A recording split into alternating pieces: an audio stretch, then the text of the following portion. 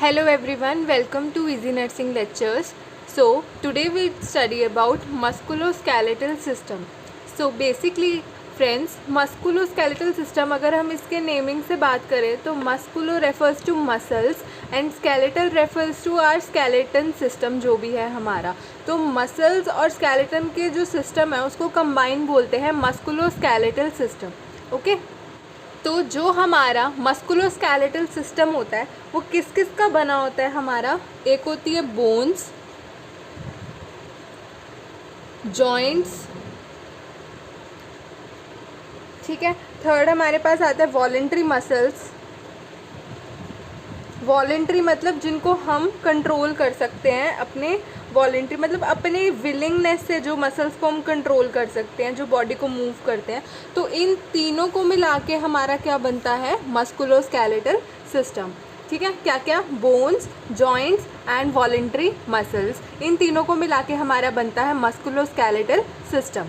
अगर हम बात करें कि मस्कुलोस्केलेटल सिस्टम के क्या क्या फंक्शंस होते हैं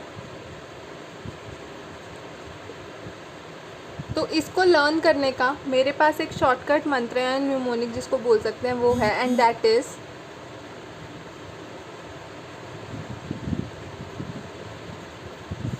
फैम HP. फैम में डबल M कर देना, fam HP. Okay. So firstly F से हमारे पास क्या है कि ये हमारी बॉडी को फ्रेमवर्क प्रोवाइड करता है. फ्रेमवर्क मतलब एक स्ट्रक्चर तैयार करता है हमारी बॉडी का, क्योंकि जो हमारा स्केलेटल सिस्टम होता है उसी से ही हमारे बॉडी का पोस्चर, उसी से ही हमारी बॉडी का स्ट्रक्चर डिसाइड होता है ना. तो दैट मीन्स कि वो हमारी बॉडी को फ्रेमवर्क प्रोवाइड कर रहा है. ठीक है. नेक्स्ट हमारे पास A से आता है अटैचमेंट.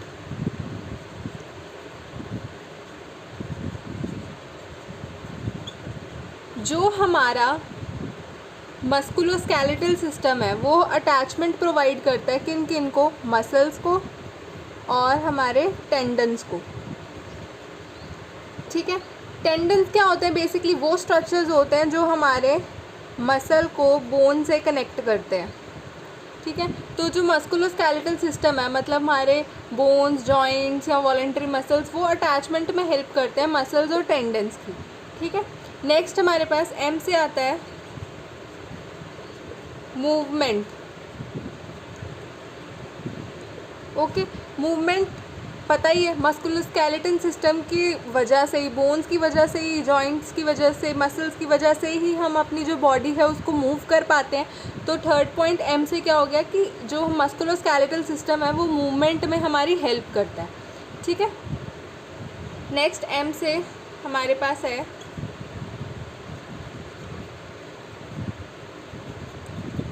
Mineral storage. देखो आपको पता है bones are rich of calcium and phosphorus, मतलब बोन्स में हमारे कैल्शियम होता है, फॉस्फोरस होता है ना. तो मतलब ये क्या करते हैं, जो बोन्स हैं ये हमारे मिनरल को स्टोर करके रखते हैं. जब हमारे जैसे ब्लड में कैल्शियम का लेवल कम हो गया तो हमारी बोन्स है जो ऑटोमेटिकली ब्रेक डाउन होना स्टार्ट हो जाएंगे और कैल्शियम रिलीज़ करेंगे और हैंस हमारी बॉडी में कैल्शियम का लेवल बिल्कुल इक्वल मेंटेन करके रख देंगे वो. ठीक है. तो वो मिनरल स्टोरेज की तरह, एक स्टोरेज यूनिट की तरह भी काम करता है कि जो मिनरल्स हैं उनको वो स्टोर करके रखता है. ठीक है. तो ये हमारे F से हो गया फ्रेमवर्क, A से अटैचमेंट, M से मूवमेंट में हेल्प करता है और एक और M से मिनरल स्टोरेज में हेल्प करता है. ठीक है. अब हम बात करते हैं H की. सो H से हमारे पास हीमोपोइसिस में हेल्प करता है. हीमोपोइसिस, हीम मतलब ब्लड, पॉइसिस मतलब फॉर्मेशन, हीमोपोइसिस मतलब प्रोडक्शन करता है हमारे ब्लड सेल्स की रेड बोन मैरो में. ठीक है.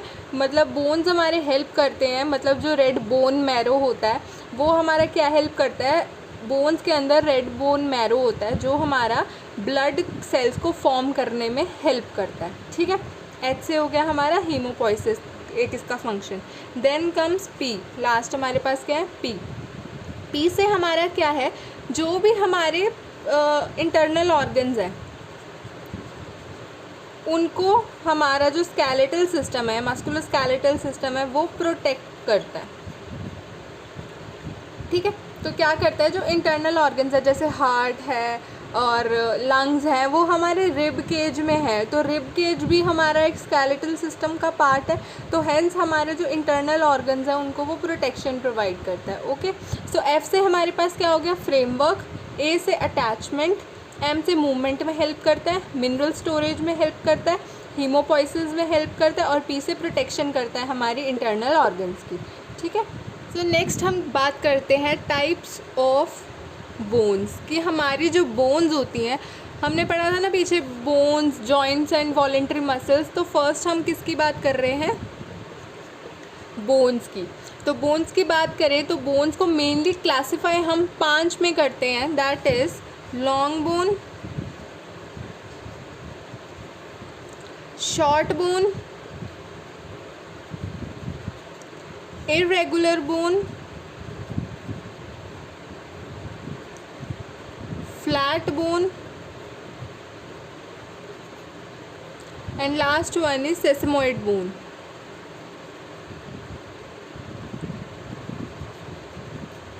Okay, long bone, short bone, irregular bone, flat bone and sesamoid bone. तो ये हमारी 5 कैटेगरीज होती हैं बोन्स की। तो फर्स्ट हम किसके बारे में बात करेंगे, लॉन्ग बोन के बारे में। So now we are talking about long bone. अगर हम लॉन्ग बोन की स्ट्रक्चर की बात करें तो इनमें क्या होता है, एक डायाफाइसिस होती है। डायाफाइसिस बेसिकली हम शाफ्ट को बोलते हैं, जो मिडल पोर्शन होता है इसका, ये मैंने यहाँ से यहाँ तक मार्क करा हुआ है, ये जो बीच वाला रीजन होता है इसको हम बोलते हैं डायाफाइसिस। क्या बोलते हैं, डायाफाइसिस, या फिर हम इसको क्या बोल सकते हैं, शाफ्ट। ठीक है, लॉन्ग बोन के स्ट्रक्चर में अगर आपको लिखना आ जाए तो आप क्या लिखोगे, 1 डायाफाइसिस, 2 एपिफाइसिस। पॉइंट्स में अगर लिखना हो आपको याद करने में इजी हो जाएगा। 2 एपिफाइसिस। एपिफाइसिस हम किनको बोलते हैं, जो हमारी एक्सट्रीमिटीज़ होती हैं बोन की। ये हमारी बोन की एक्सट्रीमिटीज़ हैं, ये एक्सट्रीमिटी एक है, ये एक्सट्रीमिटी एक है ना। तो इसको हम बोलते हैं एपिफाइसिस, और इसको भी बोलते हैं हम नीचे वाले को एपिफाइसिस।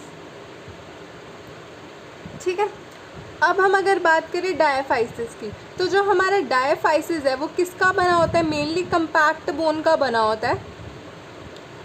किसका बना होता है, ये हमारा बेसिकली एक कंपैक्ट बोन का। देखो कंपैक्ट बोन क्या होता है, कंपैक्ट बोन नाम से पता लग रहा है इट इज़ वेरी कंपैक्ट, मतलब ये हार्ड स्ट्रक्चर है। तो जो हमारा डायाफाइसिस होता है उसका जो ये आउटर रीजन है, ये आउटर रीजन है ना इसका, ये वाला जो वाइट यहाँ पे दिख रहा है आपको, तो ये कौन सी है, कंपैक्ट बोन का बना हुआ है। और जो इसके अंदर सेंट्रल ये होती है, ये वाला रीजन, इसका सेंटर वाला रीजन, ये हमारा किसका बना होता है, हमारा सेंट्रली मेड्यूलरी कैनाल का बना होता है।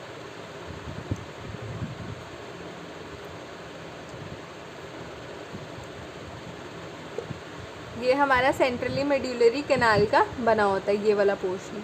ठीक है, और उसके अंदर हमारा क्या होता है, इस कैनाल के अंदर हमारा येलो बोन मैरो होता है। क्या होता है, येलो बोन मैरो। ठीक है, क्या होता है, एपिफाइसिस हमारी एक्सट्रीमिटीज़ हो गई बोन की। जो मिडल वाला पोर्शन है उसको हम डायाफाइसिस या फिर शाफ्ट बोलते हैं। अगर हम डायाफाइसिस उठाएं अकेला और बात करें इसकी, तो जैसे देखो ये स्ट्रक्चर है बोन का, ये वाला स्ट्रक्चर है, तो इसका ये रीजन हो गया अंदर वाला। तो ये जो बाहर वाला रीजन है ये किसका बना होता है, हमारा कंपैक्ट बोन का। जो अंदर वाला पोर्शन है वो हमारा मेड्यूलरी कैनाल होती है, जिसके अंदर हमारा क्या होता है, येलो बोन मैरो कंसिस्ट होता है।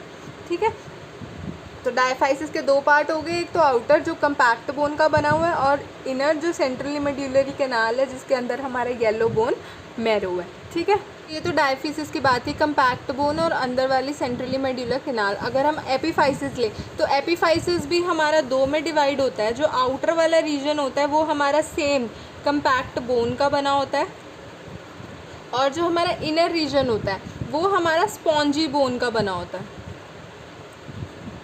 ये दिख रहे हैं, स्पॉन्जी बोन होता है ना, उसमें होल्स होते हैं, पोर्स होते हैं। तो स्पॉन्जी बोन, और ये आउटर वाला ये वाला रीजन है, ये हमारा कौन सा हो गया, कंपैक्ट बोन का, और जो हमारा अंदर है वो कौन सा है, स्पॉन्जी बोन। अब क्या है, जो हमारे एपीफाइसिस और डायाफाइसिस हैं वो एक दूसरे से सेपरेट आउट कैसे हैं, उनके बीच में एक मतलब उनके बीच में आता है हमारे पास एपीफिजियल कार्टिलेज। इनको डिवाइड करने वाला पॉइंट हमारे पास कौन सा है कि एक एपीफाइसिस को डायाफाइसिस से कैसे सेपरेशन मिल रही है, वाया एपीफिजियल कार्टिलेज, और नीचे भी सेम है, एपीफाइसिस को डायाफाइसिस से कैसे सेपरेशन मिल रही है, वो मिल रही है एपीफिजियल कार्टिलेज से। सो दोनों डिवाइडेड है हमारे एपीफिजियल कार्टिलेज से। ओके, सो जो हमारी लॉन्ग बोन होती है, ठीक है, ये हमारी बोन है, ठीक है, जो इसके आउटर कवरिंग है, एक लेयर है जो इसको प्रोटेक्ट करके रख रही है, उसको हम बोलते हैं पेरिओस्टियम। क्या बोलते हैं? पेरिओस्टियम। ठीक है, पेरिओस्टियम की भी आगे फर्दर 2 लेयर्स आती हैं हमारे पास, ठीक है, मतलब जो आउटर लेयर एक बोल देते हैं हम उसको आउटर लेयर, और एक होती है इनर लेयर। ठीक है, आउटर लेयर की बात करें अगर हम, तो जो आउटर लेयर है, देखो किसी भी चीज़ की जो आउटर लेयर होती है वो हमेशा थिक होती है, ताकि जो अंडरनीथ उसके चीज़ है वो प्रोटेक्ट करके रख सके। ठीक है, तो जो आउटर लेयर है वो हमारी टफ होती है, फाइब्रस होती है, और जो भी हमारा अंडरनीथ चीज़ है उसको क्या करके रखती है? प्रोटेक्ट करके रखती है। जो भी चीज़ अंडरनीथ मतलब उसके नीचे है उसको वो प्रोटेक्ट करके रखती है। ठीक है, अगर हम बात करें इनर लेयर की, तो जो इनर लेयर है उसमें हमारे सेल्स होते हैं बोन के। एक तो है हमारा ऑस्टियोब्लास्ट और एक है ऑस्टियोक्लास्ट। ये हम आगे पढ़ेंगे कि टाइप्स ऑफ हमारे सेल कौन कौन से होते हैं, ऑस्टियोब्लास्ट, ऑस्टियोक्लास्ट, ऑस्टियोसाइट्स, वो हम आगे पढ़ेंगे। तो अभी बता देती हूँ ओवरव्यू के लिए। जो आउटर लेयर है वो हमारी टफ फाइब्रस है, टफ होती है, फाइब्रस होती है और प्रोटेक्ट करके रखती है जो अंडरनीथ उसके चीज़ आती है। ठीक है, इनर लेयर हमारी क्या होती है कि सेल्स की बनी होती है, वो होते हैं ऑस्टियोब्लास्ट और ऑस्टियोक्लास्ट। ऑस्टियोब्लास्ट होते हैं बोन फॉर्मिंग सेल्स, मतलब जो बोन को बनाते हैं, और ऑस्टियोक्लास्ट हमारे कौन से होते हैं? बोन को ब्रेक डाउन करने वाले सेल्स होते हैं। ठीक है, जो बोन की ब्रेक डाउन करते हैं। ठीक है, और ये हमारे दोनों इंपॉर्टेंट होते हैं रिपेयर और रिमॉडलिंग के लिए, कि अगर फ्रैक्चर हो जाए तो बोन रिपेयर हो सके, रिमॉडल हो सके। ठीक है, या कोई डैमेज हो जाए तो भी रिपेयर रिमॉडल हो सकते हैं, उसके लिए ये दोनों बहुत इंपॉर्टेंट है। तो हैंस पेरिओस्टियम की जो इनर लेयर है वो बहुत ज़्यादा इंपॉर्टेंट है बोन की रिमॉडलिंग और रिपेयर के लिए। ठीक है, अब जो हमारी पेरिओस्टियम है वो पूरी बोन को कवर करती है, एक्सेप्ट कहाँ पे? जहाँ से उसने किसी और के साथ ज्वाइन होना है, मतलब ये वाला रीजन हो गया और ये वाला रीजन हो गया। यहाँ पर पेरिओस्टियम एक्सट्रीमिटीज़ पे कवर नहीं करती है, वो सिर्फ साइड वाला जो एरिया है उसको कवर करती है, क्योंकि यहाँ से अटैचमेंट चाहिए ना बोन को, यहाँ पे दूसरी बोन या मसल के साथ कनेक्ट होना है, और यहाँ पे भी उसने दूसरी बोन और मसल के साथ कनेक्ट होना है। तो यहाँ पे जो है वो पेरिओस्टियम कवर नहीं करती है। यहाँ पे जो हमारा स्ट्रक्चर होता है उसको हम बोलते हैं हाइलाइन कार्टिलेज। यहाँ पे क्या होता है हमारा स्ट्रक्चर? Highline cartilage. और यहाँ पर भी सेम हाइलाइन कार्टिलेज होगा। ये मैंने जिसमें कलर फिल कर रखा है, ये पोर्शन हमारा हाइलाइन कार्टिलेज का बना होता है।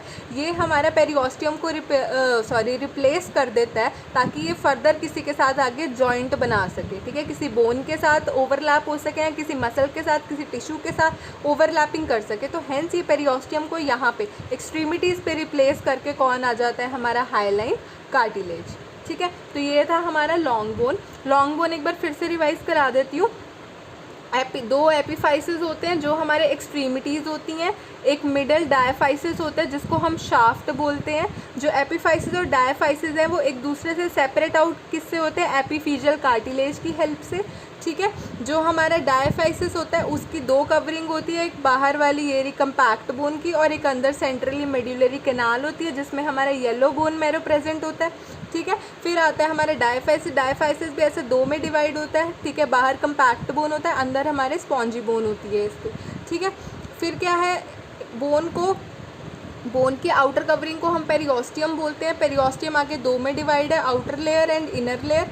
जो आउटर लेयर होती है वो टफ फाइब्रस होती है और प्रोटेक्ट करके रखती है जो भी चीज़ें उसके अंडरनीथ है।